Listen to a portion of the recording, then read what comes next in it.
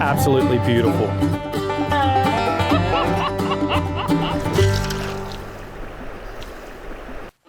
Hey guys, I'm Mickey from Tom's Outdoors. Now, over the next few weeks, we're going to do a few intro videos on fly fishing. We're going to look at the absolute basics of what I would call a lifestyle and some people might call a sport. No matter what you call it though, you're going to need a fly rod to start off with. So the first thing we're going to look at is a fly fishing rod. We're going to look in depth at the rod itself, the line, and the reel.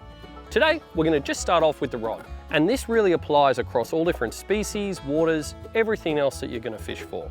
We're not going to get too bogged down in the specifics because we can go into those later on when we start looking at actual places we might fish, species we might target, and fun things we like to do. First of all, I'll open this one up and put it together. Now you notice to start, most fly rods come in a tube like this. They might have a little reel case like this one does, or they'll just be a straight tube. They usually say what the rod is on the front here. So for storage, you can keep it like that and grab the one you want on the day. But it's really handy to have them stored like this because they fit really nicely in your backpack, on the boat, or anywhere else in between. Now I've just pulled out my 4 pieces from my kit, and this is one of the kits that we have in store. You can also buy all these items separately, but to start off with, a kit is a really great idea. And I've just pulled out a warranty card. This is your first fly fishing rod. It's always a great idea to fill that card out. Now with this specific rod, it has a different warranty to other rods in our store. They've all got different ones. The most important thing you can do is read your warranty information and you'll know what you're protected with if something accidentally breaks or if something breaks because of fault in manufacture. Now I've pulled out the 4 pieces of my fly fishing rod. Now, they don't just go together in any old fashion. The tip is the very lightest one at the point here, and I start building my rod from the tip. That way, when I get my second section, I can push it in, and that's all you need to do is just push it in. It doesn't need to be overly firm, and then I can come up to my next section. Just means everything stays in my hands nice and neat as I go. Now while I'm putting these pieces together, they have little dots that you align along, called alignment dots funnily enough, that make sure the guides where the line is going to go through are lined up nicely. Plus, rods have a front and a back, and you need to get them the right way around for them to work properly. This one already has a reel attached to it. I'm just going to tighten up that on our little reel seat. I'll tighten that screw again, as long as it's firm, that's not going anywhere. And I'm ready to talk you through a fly rod. The first question we need to ask ourselves is, what is a fly fishing rod? In fact, what are all fishing rods? What they are is big springs. They're designed to bend, store energy, and then release that energy for a cast.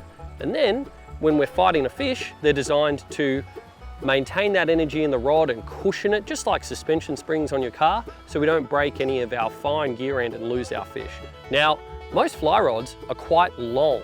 That's because they store energy in a much longer curve than spin rods. In fact, I'm just going to go grab something that fly fishermen almost never talk about. Now, this may be the only video footage of me holding the spin rod, I'm not sure. Here's a rod that most people might have seen. If you've gone fishing either with bait or with a lure like this one has, this is called a spin rod. Now it's a shorter, much stiffer spring. It's got a lot more short energy in it because our cast on our spin rod is much shorter, it's much more powerful across a narrower range. So it's really designed to punch. It's like a big lever, it's like a big tire lever. It's got a big stiff back end, and the weight that we're carrying really gets pegged off into the distance. Speaking of pegging things off into the distance, let's get back to our fly rod.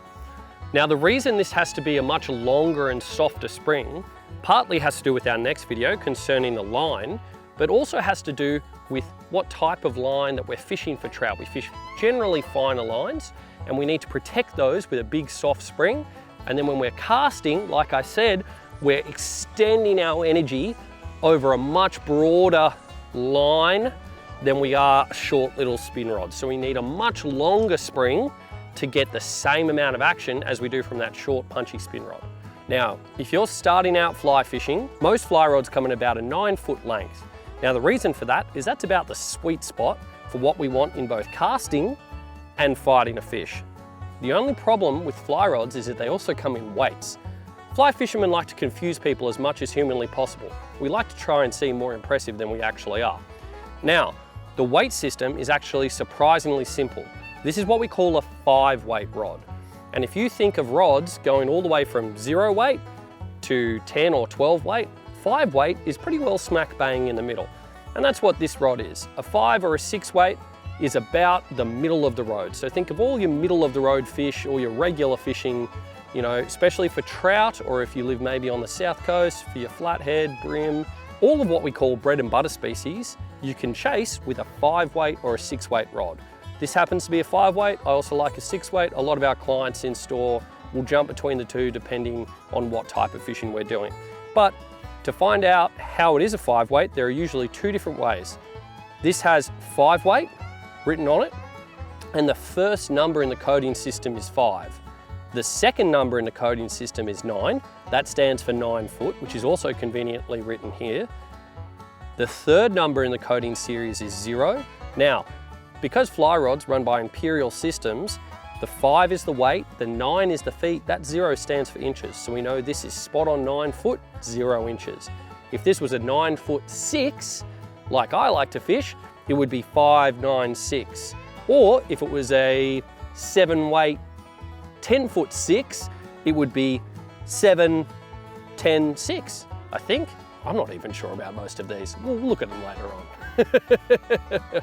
Then there'll be a dash, and the last number here, most commonly it will be 4. This is a 4-piece rod. However, we do have 8-piece rods, we have 2-piece rods, and some people still insist the purest form of fly fishing can only be done with the 1-piece rod. They're not very practical people. So far we've looked at the coding system on the rod here. It's got our weight and it has our length. However, there's one more really important factor when looking at a fly rod, and that's what we call action. All right? Action refers to how stiff or how soft the spring is, how stiff or how soft the fly rod is. Now, sometimes a manufacturer will list an action, or you might come into the shop and one of us will tell you what type of action that rod has. Better yet, we'll put it in your hand and you can cast it.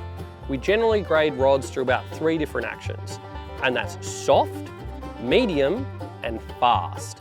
Now, soft rods are really, really forgiving, okay? They're easier to cast, they're a lot slower, they're great for beginners, but eventually when you want to cast a little bit longer, you need your spring to not be so soft, you need it to be much more of a medium spring. That's what this rod is, it's a medium rod. It's a great all-rounder.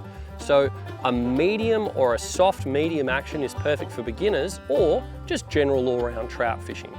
When we start getting up into faster action rods, we're looking at a very stiff spring. Now, as your spring gets stiffer, you've got a lot more power, but you need to be able to work it perfectly. So they're much more precision instruments, and they're better for intermediate to, dare I say, professional anglers. Now, the action of your rod isn't just determined by what level you are in your angling ability.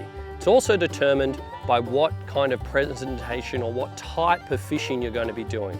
If I'm going to be putting really delicate little flies down on the water and I want to create as least disturbance as possible in a tiny little creek, I like a nice little soft action rod. I might even want a short soft action rod, and I might want a lighter short soft action rod. So I might go for a 2 weight that might only be 6 foot 6, and I'll know by feeling it that it's quite a soft action. Or the rod manufacturer or your friendly neighborhood fly fishing guide will tell you what type of action it has. On the other end of things, if I'm chasing big tuna and I want to punch cast out as fast as I can, I might want a big heavy 8 or 9 weight rod at the other end of the spectrum, and that might be a really fast rod, ideally for punching out long, tight casts. There's no hard and fast rule on action. A lot of it comes down to your personal fishing style, what a manufacturer calls their action on the rod, and a few different other factors. But basically, when you're starting out, you can't really go past a middle of the road, middle action, 5 weight rod. So hopefully guys, you now understand what a fly rod is, how to select one, what type of length, weight, or action you might be looking for, because in our next video, we've got to make things slightly more complicated and put a line on this bad boy. See you then. Now, if you have any questions throughout this whole series, guys, make sure you write in the comments here below.